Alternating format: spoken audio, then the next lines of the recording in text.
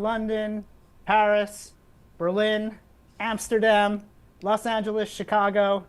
Very excited here for week three. Gareth, when we decided to do a live show, did it occur to you that there'd be people from several continents on the line with a hot mic and you might have to go to the bathroom? It never did, but I'm thrilled to be here with 500 guests on our fourth show. I don't know how it happened so quickly, but it's really wonderful. It's people are dying for the real answers, the unfiltered knowledge that just does not come through in the sales channels and service channels. So go straight to the source. People who have optimized thousands of campaigns, and we'll tell it to you straight because we're like that, Gareth and I. Yeah. So no question yet, Gareth. I think you have feelings about the DOJ's antitrust remedies filed this week. Quite a document, fun reading for anyone in ad tech, but especially sell side people, right? Oh, it was so much fun. Um, and I tweeted about this, and I texted my buddy who's a lawyer, and I was like, how did they come to such a good understanding?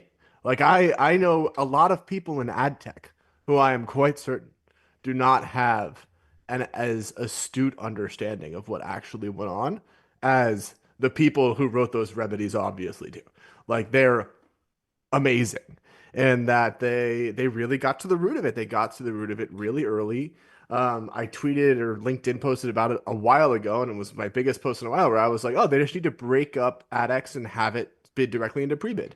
Like Google can keep it if, and that's where I like disagree a little bit with it. They're really there was a really fascinating component of it where they talked about, and I thought this was super interesting, where when you're breaking up a monopolist, there are two components of it. There's the component of you have to address the exact action that is resulting in the monopoly right now. You got to fix That's it. not enough, Yep. right? You have to assume the monopolist is going to think of new things that you haven't thought of in the future to be a monopolist again. And you have to proactively, like, basically hamstring them so that they cannot Yeah. do that. And you have to take Uh, away the fruits. That's the law. You have to take away what they gained as a result of this behavior. You have to it's take it away. That's what the law says. A lot of people are writing like Google's facing this and that and controversy. It's like they lost, and the law says they have to be stopped from doing this, and they have to lose the fruits of their misconduct. So very few people in the in ad tech world of reporting are grappling with these facts. there, and it's crazy. It's crazy what could actually come about as a result of it. Um, They yeah, know a lot. it was Well, let's talk awesome. about that. Did you follow the witness? I mean, I would assume, I'm just guessing, a little bit on the inside, but not on the sell side case, back in that they learned from some of the people who were witnesses. So who are your favorite sell side witnesses? Did you read any of the testimonies and see how people did? Um, so I have a buddy who I work on with this. I think the Daily Mail is really on top of this. Oh yeah, Like I taught them a lot. they're super smart, man. I I had a call with the Mail this morning. Like Matthew Wheatland is really and Rich are both really nice, smart guys who know the business. They know what they're talking about. They've Yeah. been doing this a long time. They have a lot of ads on their website, to be fair. But but as industry participants, there's no publisher who I Yeah, it's the trust more. publishers who are harmed, and they're the heroes of the story of this dragon being slayed. Is that a few publishers, presumably Daily Mail being one of them, a few exchanges, presumably Index being one of Mhm. them, is Casali, and I guess Magnite people testified too, right? Presumably they Yep. also, were brave enough to talk to the government about what was going on in this market at real risk of revenge, Google taking revenge and harming them for talking. I mean, it's a real thing. I have a personal story with this. When I was running my first company, I was a year in, and the way that Google did publisher clawbacks was very different than how they do publisher clawbacks now. So after some legislation or they lost some lawsuit, I think in Israel, what Google used to do is when a publisher had some sort of violation, they would claw back 100% of the revenue because they were like, basically, you are in violation of our terms. Therefore, all of the revenue is subject. And by the way, not only is it the revenue that we haven't paid you yet, Google would claw back 60 days. So they would claw back revenue that they had already paid out. Oh my God. So my It ruined fledgling you. Yeah. RTK company, I woke up one morning with a negative $600,000 Google balance. And I was like, oh my gosh, what am I going to do? What's going to happen to me?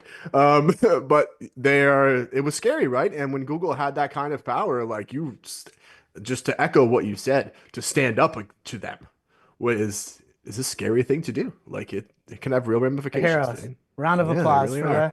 the heroes of the case. My friends, that's my Daily Mail people. Anyone else want to name? You did pretty well. I'm glad they got to hear Tom Kershaw testify because anyone who's ever met Tom, he's the old CTO of Magnet. He was the chairman of Prebid. Um, He's he's the one who funny, said man. walk to China, right? Yeah, he is. Um, See, that's great. See, when you're getting cross-examined, what they try to do is get you to agree to something that contradicts your testimony, right? They just want a yes. So they ask them, is it possible to get ad X demand with another ad server? And it's a trap because it is technically possible. mhm. So they want him to say yes, but, and then they say, thank you, Your Honor, no more questions, right? That's Right. the trap that you fall into. And the way to do it is to answer the question without saying yes.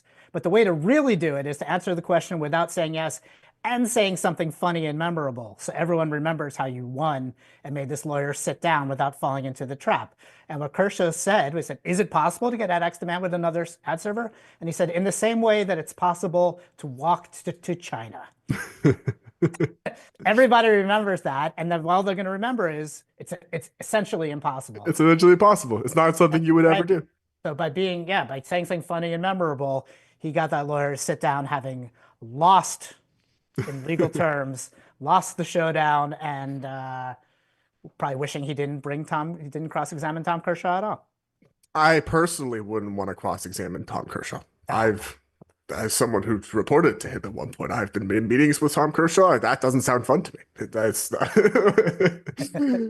All right, we got a question that just says containerization from Matthew Newcomb in London, I believe in Richmond, UK, home of the Ted Lasso team, Richmond FC.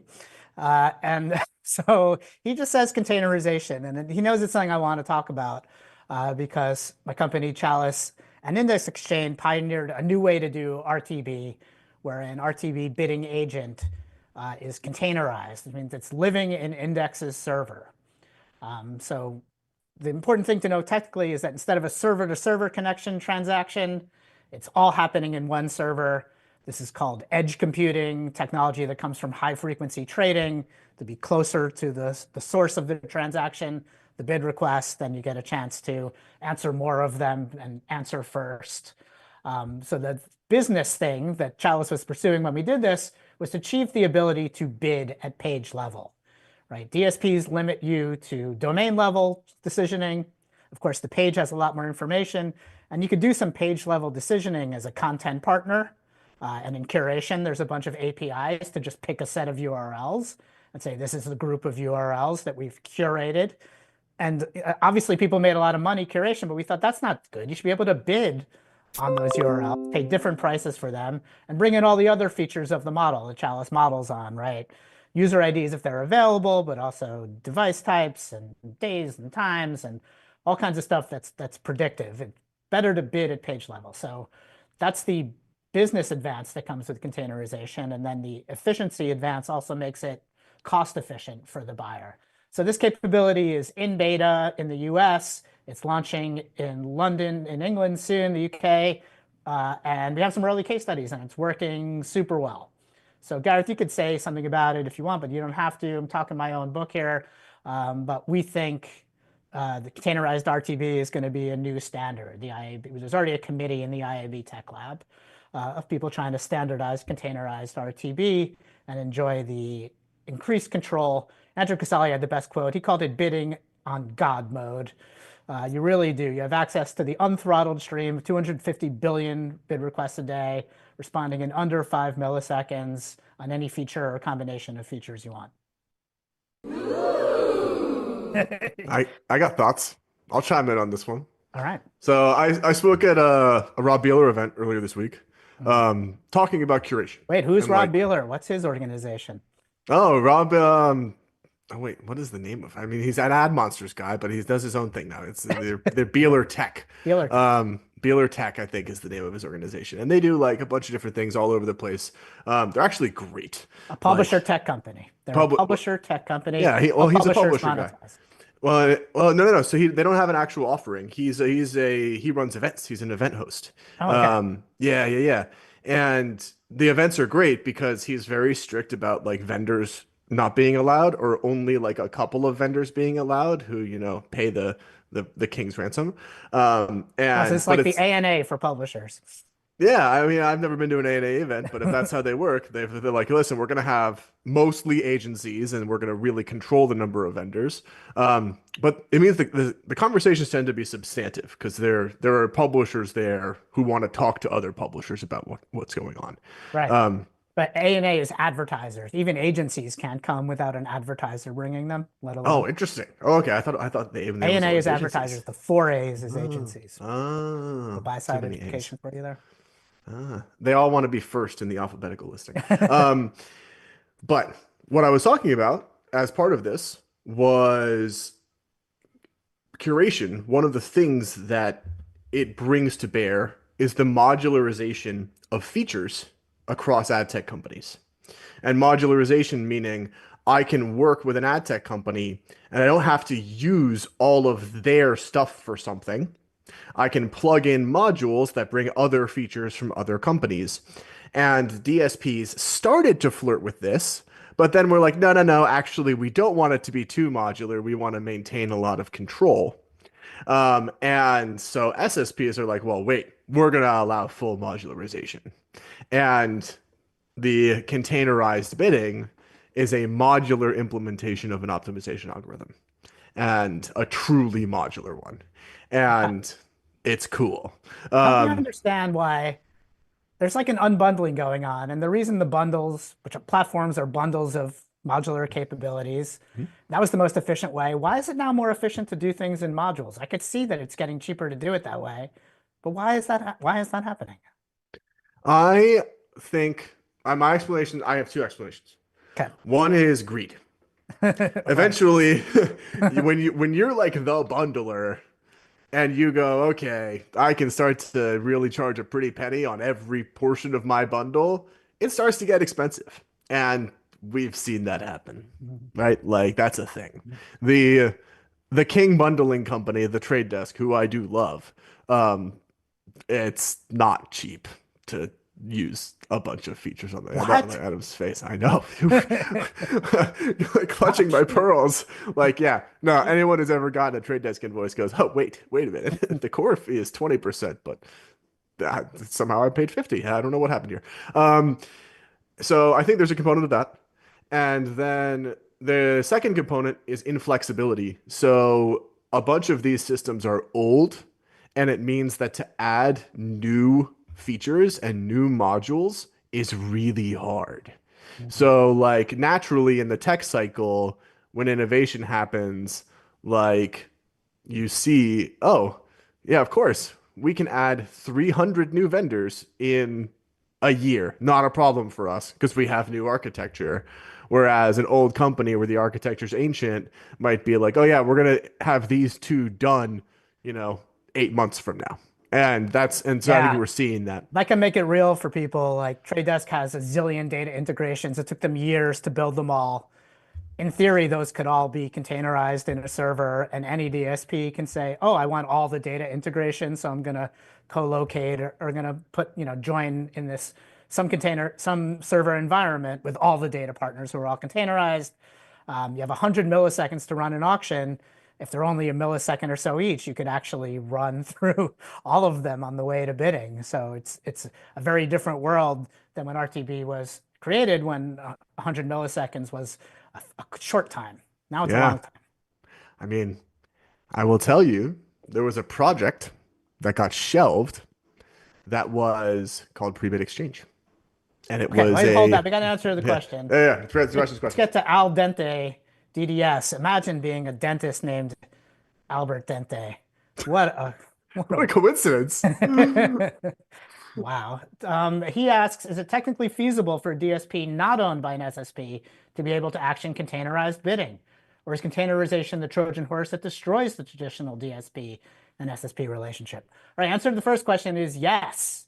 And there even is a version of this. It's called beeswax stingers. Anyone, you know beeswax stinger, right? You can have another instance of the bidding, or they call it bidding agent, right? A beeswax bidding agent is essentially an instance of the server with the beeswax bidder on it. So if you think of that living, that could live wherever it wants, right? That bidder could be co-located with any source of bid requests, a publisher, an exchange, etc., and bid. So yes, there will be these kind of modularized bidders also in the containerized environment. So that's part of what makes it exciting. It's a whole new arena of competition that so far is looking pretty fair. And it will put pressure on both sides to technically advance and should lead to a competition around quality and efficiency, our favorite things to compete over. Yeah. And the second part of the question, is it a Trojan horse? Um, Yeah. I Hmm. think it's already blown up. I think it's already there. Like I Happy. I think that any DSP that doesn't realize that SSPs are moving bidding infrastructure in there, and similarly any SSP that doesn't realize that a lot of DSPs are moving to pre-bid, like their head Yeah, is in the sand. like Zach Like Brannigan says, the dominoes will fall like a house of cards. Check. exactly. And we're there. It's a good thing. It's more efficient. Yeah. Um, Yeah, we're jumping to everyone's the gonna get most better efficient results. thing. Yeah, ad tech has been installed. People don't realize it's like a pipe that's been clogged and pressure's been building up behind it throughout the period of Google's dominance and the inability to raise VC capital, also because of Google's dominance and cookie fear and like tech kept advancing. Things just weren't deployed. It's like all the toys were on the sidelines, and now Gareth and I and many other startup CEOs are putting those toys into market. It's gonna be great for buyers and sellers. Woohoo! Yeah, it's a woo. Especially if you can convince all the buyers to start buying outcomes at them. I put that one on you. That is your quest now. You have to fix Yes. attribution Yes. and You're asking me why buyers, aren't all buyers of more them. competitive and innovating? Poor Exactly. buyers.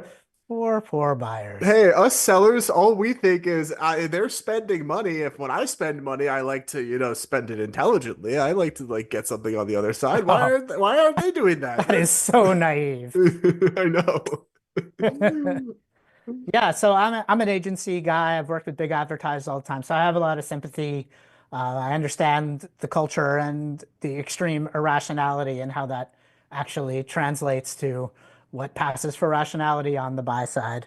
So I'll answer specific questions about it, but say there's a culture around marketing that's just outdated, right? It was a sensible way to manage marketing budgets 20 years ago that was never really updated for digital, is only starting to be updated for digital, where people redefine what a smart investment is, understand all the costs and values in the equation.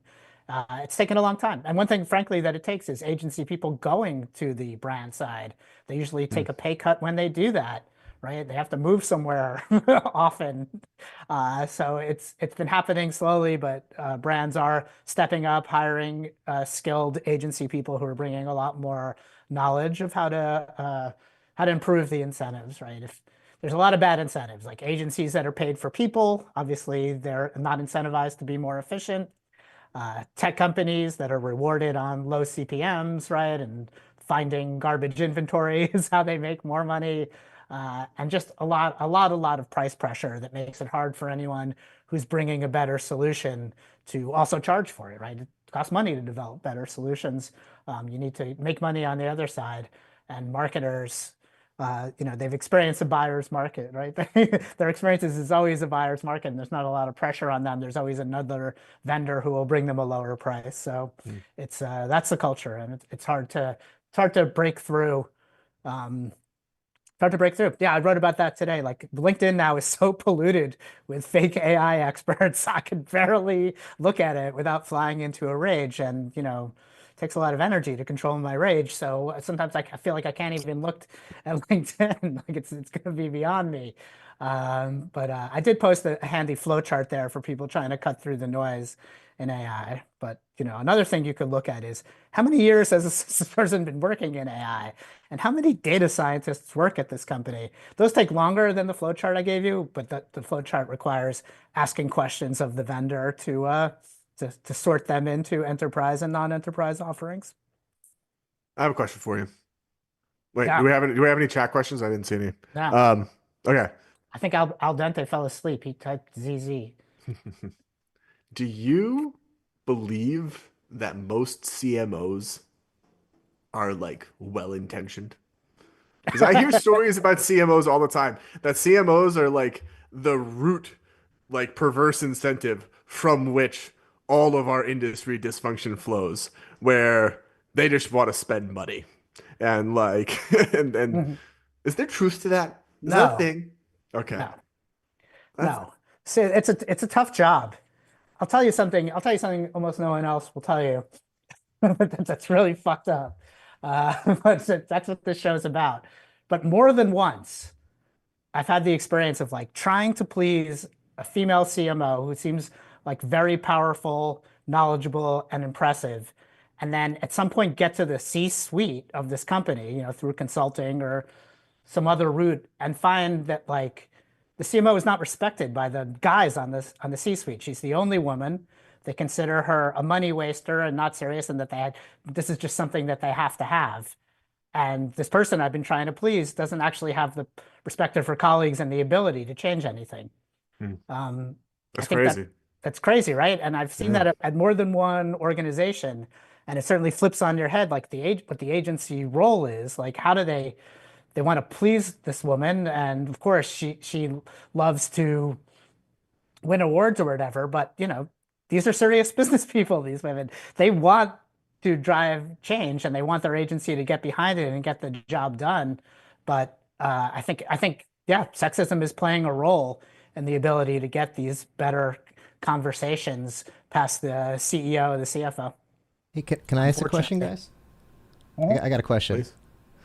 I'm in a different industry. I'm business communications, UC, and everything, but I work with a lot of CMOs, and yeah, I've noticed something. Why aren't boys allowed to be CMOs anymore? Like, because there's some boys who would love to be a CMO, but boys are not allowed to be CMOs, and the women are doing amazing jobs, and those are the people I work with. They're awesome, but are boys allowed to be CMOs? Yeah, there are. This is a fucked up situation. We're not the best ones to address it as two white guys. Maybe we could hear from Marley, who's pretty much Chalice's CMO, about being a woman in the job with the male CFO. At least Chalice has women in the management team, but usually that's the only woman. It's just how it is. Like it's like, yeah, usually the only woman in the management team. It's so Yeah, interesting. I've been super blessed to work at Chalice, which is like a female first company. I feel like my male coworkers are super respectful, but as I've gotten deeper into the industry, it's something we all talk about and hear about a lot, right? So, Yeah. yeah. Yeah. Well, it's opportunity. I'll put a happy spin on it. If you're a CFO or a CEO who's not a sexist dickhead, you have a huge opportunity to advance the marketing, and it might involve listening to the CMO you already have, or maybe hiring one who's a little more leaned in on what's going on in technology. But as we all know, the status quo for using technology and marketing among big brands is very low. It's a very low bar. It's been stuck from it advancing for a long time. I like Justin's comment. Like Josie it's said, Josie, who's one of the Mount Rushmore figures of ad tech, the founder of Media Math, now one of the heads of Imperium VC. He said CMOs will get sued by PE firm for sticking with Google bullshit. That's interesting. That's interesting. Yeah, I mean, that's another way that they're in sort of a Malachi crunch situation where they would get slapped down if they tried to change things. And for going along with things, which is the way to get along in their careers, they could potentially get sued for wasting money. It's not, a great position to be in. We should have sympathy. All right, I got a fun question for you that I should know the answer to. Is the chief growth officer a rebrand of CMO? Is that a thing? Yeah. Like it is, right? Like why? Like, because they don't want to be called CMOs? Like what is this? They're marketing people, right? Like This is one that digital has come into the organization. Unfortunately, it's a little tied to attribution. It's usually D2C companies that have this. And what they say is this job, CMO, is revenue production, right? Is revenue driving or customer acquisition driving, right? And all your budget is measured against how many customers you bring, how much revenue is attributed to your department, and they're called growth officers. And like, it's a good idea. It's well intentioned. It might be good in some places, but the reality I've seen, this is mostly D2C companies that are hiring a search, YouTube, and Meta expert who's pumping all the money into search, YouTube, and Meta and relying on their acquisition. And, it's well, probably most of what's growing is the margins of Meta, YouTube. But yeah, unfortunately. totally. Yeah. I mean, I saw something really funny the other day. I saw a startup in the Valley that raised like a Series A, and they said that they were a an AI company, and they were a media mix modeling company. Oh, And yeah. I was like, wait, so what's happened here is if you take media mix modeling to a bunch of people who don't know marketing, and you describe it to them, you can sell it to them as AI. You can sell it to them as like something Yeah. new. When in Yeah. reality, this is how marketing was done for the Yeah. past 100 years, like whatever it is. Um, it's funny, man. What's old is new Yeah. again. Ah, SaaS is stupid. I think we're gonna get a fancy batch of media mix modelers out there who introduce it alongside attribution, and maybe people get really smart. There's a best case scenario here where these things get more sophisticated. Um, but All right, let's see what Kara's asking. I got my Bayer swag water bottle today on the show, and we got Kara from Bayer asking, or she's saying, Marley, why don't you read that? She's saying, cheers for ad tech agency moves to brand teams. Still waiting for the consultant decks to identify deep channel expertise to drive the business on the brand side. Consultant deck. So, Kara, are consultants still having a big role in what goes on in the marketing department on the brand side? 'Cause I've had nightmarish conversations with consultants who were brought in and didn't know anything at all. I sure hope not. But maybe they're probably learning too. I Everyone's mean, learning. isn't there weird overlap between like agencies and the big consulting firms? Don't they like have pseudo agencies basically? Isn't that a thing? Not really, just Deloitte. They're pretty different. Okay. It's very simple. The consultants are a bunch of A students, firstborns. The agency world is a bunch of second and third born B and C students. Nice. It's fucked up, man. Lovely. Another fucked up division. But these A students come in and are like, oh, we're looking over your marketing program, and like they're making charts and 2x2s and spreadsheets and stuff, and they're like, they don't know what anything is. Yeah. Like you guys Great. are making me feel dumb because you're so buttoned up and work so hard. But at the same time, you're making me feel like a genius because you don't know what brand search is. Yeah, man. Fancy decks go a long way. They're like the ROI Anyways. of brand search is really good. You should buy more of that. Like, yeah, you can't make people search the brand name, idiot. Don't you have a computer? You just work all the time, go back to your penthouse with the pool in the basement that you never use. Sorry, nothing against A students who work at consultancies. I love you guys. You're the elite for a reason. We need you. I will never disparage you that much again for the rest of this episode, at least. All 10 minutes. There you go. Yeah. All right. Yeah, they're what are they called now? Tryhards? I'm not sure what a tryhard is. I'm so out of loop You with don't? like What did your kids tell you modern things? slang. Your kids are still too young to give you information? Yeah, my daughter's 4.5. She It's doesn't give coming. me much. It's Oh, coming. direct DSP connections. All Oh, right, I let's love go. I love this question. All right. The question is, will direct DSP connections become the dominant model? And what are the implications for the broader ecosystem? First, you have to say, Wait, what wait. is a direct to DSP Yeah, connection? who's going direct to DSP? Um, Is this like OpenPath? What's a direct to DSP? Yes. I'm assuming it's OpenPath. All right, you gotta tell people what that is. Oh my God, someone's calling me during my show. God, Maybe they have a question. God. So OpenPath is the trade desk's pre-bid adapter. It is the means by which the trade desk buys directly from publishers via pre-bid. And I think a symptom Direct as of opposed to what? via an ad exchange. So via Index Exchange or Google AdX. What's the difference in the publishers of sending the bid request to an ad exchange or direct to a DSP? Yeah, you asked me this one the other day. Nothing. There Nothing. is no difference There's no difference. whatsoever. So, None.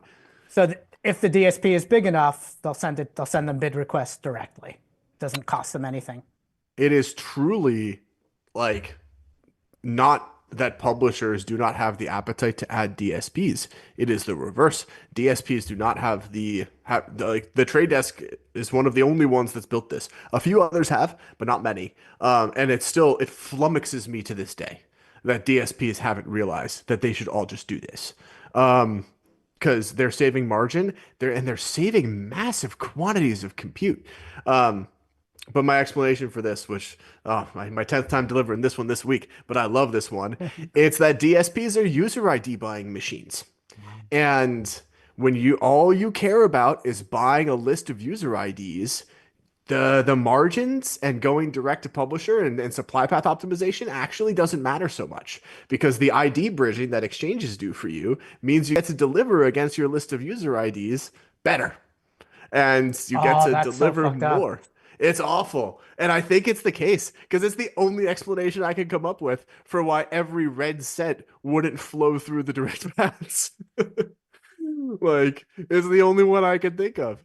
Because in what world could someone charging you 15 or 20% be preferable to someone charging you negative 5%? Because OpenPath charges the trade desk negative 5%. They make 5% more. So, like, I can't explain it. And the fact that all the DSPs don't do it. Like, if I were a DSP, Go through the price again. I thought OpenPath costs the publisher 5%. It does, but that 5% goes to the trade desk. So when the trade desk spends through Index Exchange, Index takes a 15% fee, and that money doesn't go to the trade desk. They give them another 5. The OpenPath gives them another 5%. It's a negative 5% fee on the transaction for the trade desk. There was an anonymous publisher backlash to OpenPath that pissed me off. Like, U of Digital portrayed Trade Desk as a Godzilla smashing publishers. No publishers went on the record, but they said OpenPath is bad and cutting out the SSPs is bad. Where was that coming? Was that coming from SSPs or the sentiment still exists, Adam? It still exists. Why do people think that, considering what you just said? So I just had to talk. I had to address this earlier this week at a publisher event. Should publishers be scared of things like OpenPath? And we really spent some time trying to think of why this could be bad for publishers. And the why this could be bad for publishers are generally like not good things, like additional transparency. If you're a publisher that benefits from a lack of transparency, like, yeah, this is bad for you. Al Like Dente little is things back like that. saying kickbacks. Yeah, a lot of people saying it's only corruption, but we'll put a pin on that. Yeah. We'll tell Ali Lichtenberg what our favorite identity solutions. Mine is LiveRamp. And this episode of AdTech Ad Talk is brought to you by our friends at LiveRamp. Thank you. Ali's trolling me with this one. She knows I don't like identity solutions. I hate them all. They drive me crazy. I don't say anything bad about our sponsor, LiveRamp. You know what? I think LiveRamp is as good as it gets when it comes to there you go. Doing good emails. As it gets. Gareth Glazer. It's lovely. And here's the thing.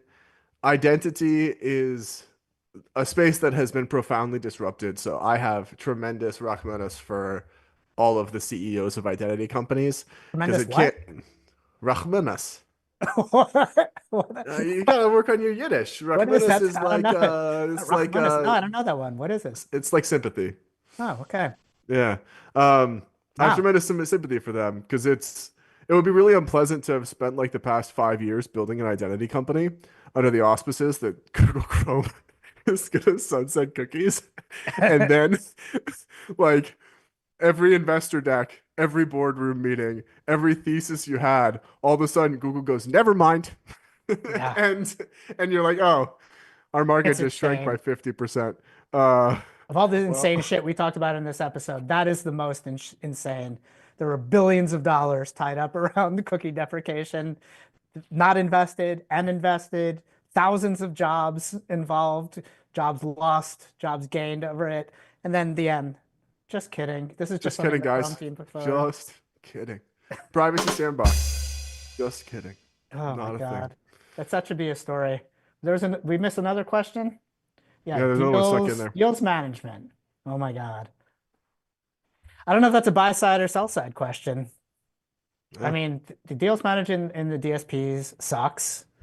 And the SSPs, I found it's no better. Basically, it's deals is hacky technology. Deals is a stupid way to set aside a bid request, right? It's just what we My have. so I've built three deal systems in my life. The first So it's time your fault.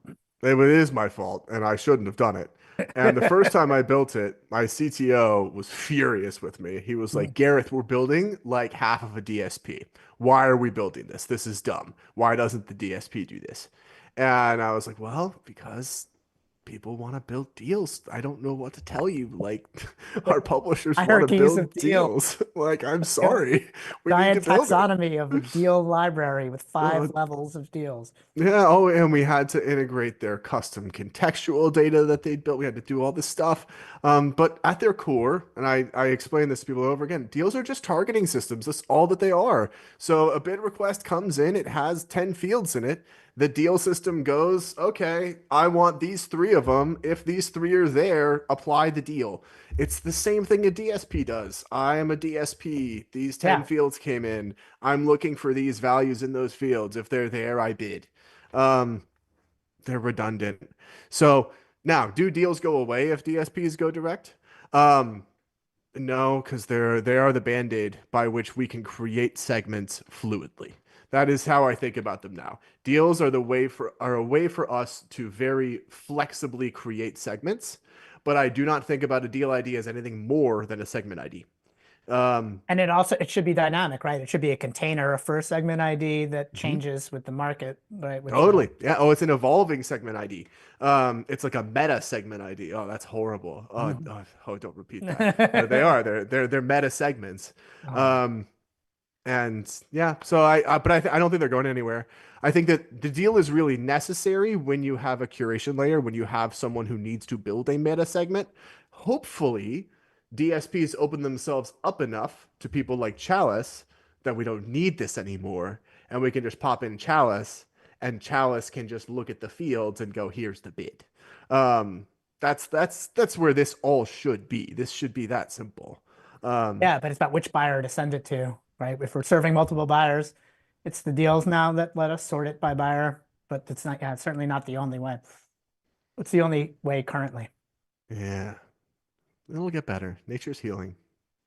All right, looks like we've exhausted our audience. Cheers to Matthew Newcomb of what's that town called again? Richmond, UK. He wins a pair of Chalice Nikes in gold and black for being the first to ask a question from across the pond. Thank you, Matthew. Nice. Congratulations. What's that? Send us your shoe size, US sizes, please. Perfect, guys. Thank you so much. This was wonderful. Very cathartic for me. All right. And I Well, learned about chief growth officers, which I really that's fun. Hold on, guys. We have another question. Oh. Okay. If you were starting a trading desk, which buying platform would you use? Why? And disclose your stock holdings before you recommend. Ugh. That's for you, Adam. Justin probably really is starting a trading desk. Which buying platform would you use? Why? Disclose your stock holdings. I have Trade Desk stock. I'm a Trade Desk stockholder. I don't think I stopped out in their last little crash. So that's the only one I think I own. I also own stock in Snowflake, which is a place that a container might be deployed. Uh, but I cannot choose a platform. My company's thing is platform agnostic. We think that the platform idea becomes a mid-market and long tail product and that the enterprise market will be working in. Modular solutions, containers will be working with more configurable and flexible tech. If I was an agency, I would set it up that way. I'd prepare that. Of course, you probably have to get a trade desk license and a DV360 license, God forbid. If they don't break the YouTube connection, it's the only way to buy YouTube. But that this modular thing that's happening in cloud environments and containers is the future. It's better tech. There's a lot of people investing right now, and it'll be more efficient and flexible for both sides. Like RTB itself, the miracle of RTB is this tech came along, and the buy side and the sell side both adopted it and loved it. I think the same factors that made that happen are true of the containerized environments, and that's the way I would set up a trading desk. To add to Justin, special interest in retail. Yes, if you're a retailer, right now the retailers, and Gareth, you'll know about this from your angle, but the retailers want to monetize their data. I always have to credit GDPR. GDPR basically said if you own conversion data, you should become a media platform because media platforms that don't own the conversion data can't use it. They use it. Stupid ass law. Great. Creates 1,000 retail media networks because all these companies are like, oh shit, we own conversion data. Now we could be a media company and other people can't. So they start getting ad tech. They get sell side and buy side ad tech. Sell side so they could sell ads on their own site. Buy side so they could do site extensions. Say based on our data, we have consumers of yogurt, so you could hit yogurt eaters all over the web using our data. So for retailers to be able to go modular on this is an especially good opportunity. The last thing they need is a DSP that's built with enough QPS to serve WPP and Omnicom, right? They need something much more efficient. They need really efficient ways to get their data to market. They probably need specialized supply paths, right? So Matthew, winning again, maybe you could get a Chalice hat as well as those sneakers with that excellent question of how the next wave of RTB tech is going to be especially good for what are called retail media networks, but I would just call somebody with a valuable data asset for advertising that wants to monetize it through ads. Gareth? I think that's a great answer. I mean, when I pitch to RMNs, who I love, I just think of them as actual intelligent advertisers. Like, this is not someone who has been sold a snake oil third-party behavioral segment. This is a company where when they're targeting a user ID, they have a good reason. And for them to deliver to their user IDs in a high quality environment or a solid inventory signal environment, that's a real business. Because when I tell people my spiel about why Facebook works, I say there are two things. Facebook knows inventory really well, and they have really good data. RMNs have great data. It's just great. It's real good data. That's why Amazon DSP is growing like crazy. So yes, and the modeling capability is really important, right? Both Meta and Amazon, they don't just sell people who bought yogurt. They build a prospecting audience of people who will buy yogurt if they're advertised against it. That's a job for big data engineering and AI tech. I was gonna say, do you guys do that? Yes, we do that. No, we don't have any retail media clients, but that's crazy. It's a bolt-on. That's crazy. Yeah, you knew. Thank you, though. All right. Thanks to our producer, David Maldo of Let's Do Video, Marley Baker, the designer, and CMO. I'll take it. And thanks, London, Amsterdam, Munich, etc. Gareth, take us out. Thank you, guys. Thank you so much for coming. We'll see you all again next week. Same time. Can't wait.